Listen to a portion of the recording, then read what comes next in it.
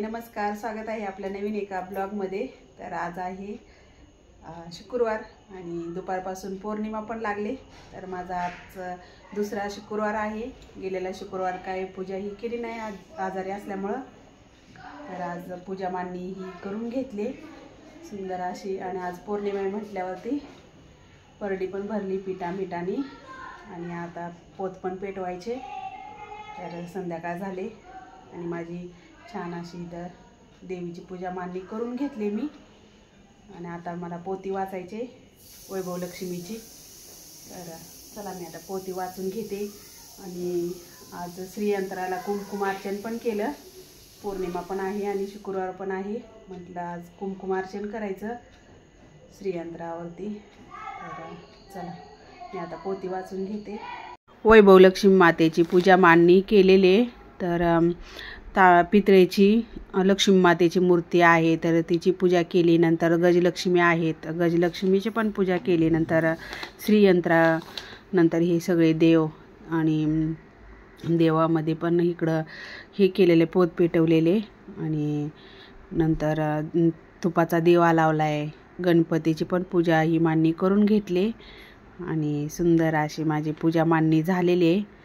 आणि लक्ष्मी माता तर जयला म्हटलं पोत पेटव आणि सगळ्या घरामध्ये फिरव।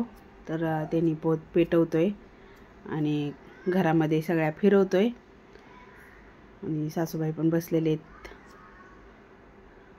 आधी जाऊन त्यांनी दरवाजामध्ये फिरवून घेतली आणि नंतर मग सगळ्या घरामध्ये फिरवतोय।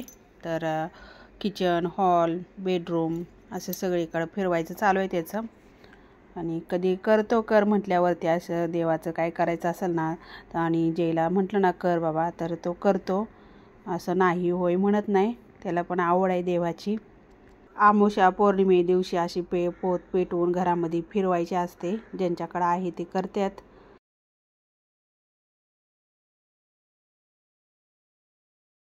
इथं चालू आहे माझं वैभव लक्ष्मी व्रताची कथा वाचायचं।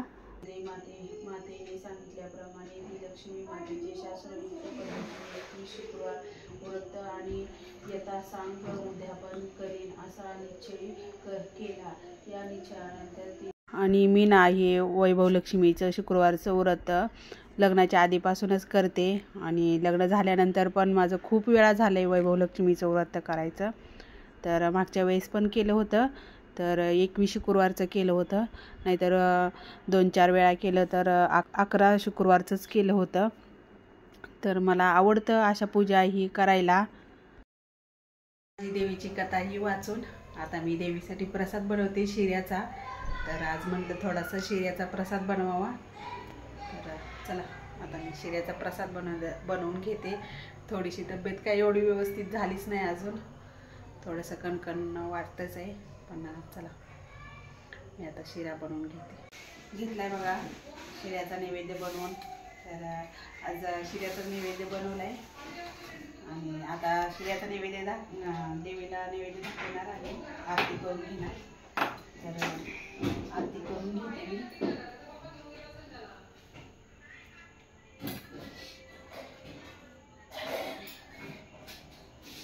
नैवेद्य